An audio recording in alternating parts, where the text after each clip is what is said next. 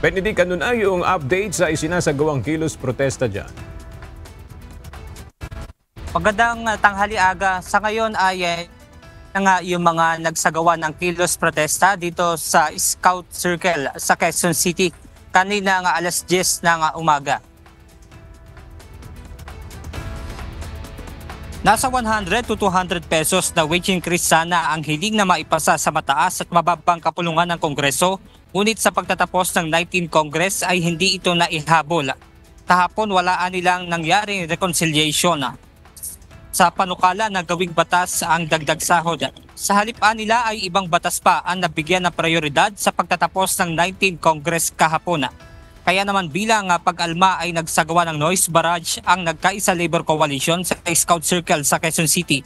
Ayon kay Akbayan Party List Representative Percy Sendanya, may panahon pa anya kahapon para maihabol sana na gawing batas ang wage increase. Naipasa natin noong nakaraang Miyerkules sa third reading ang 200 peso wage increase sa mababang kapulungan. May panahon pa para i-reconcile with the Senate version na 100 pesos. Ano ba naman yung magtakbo sa gitna sa 150? Pero nakita natin matapos maipasa noong Miyerkules, lumabas ang sulat ng mga bahagi ng kabinete na tumututol dito.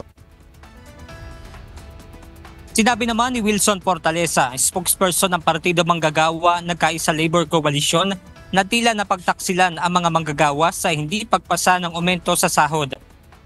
Aga nanindigan naman si Congressman Sendanya na sa pagpasok nga nitong 20th Congress ay itutuloy nila itong panukala na maging batas yung dagdag sa sahod.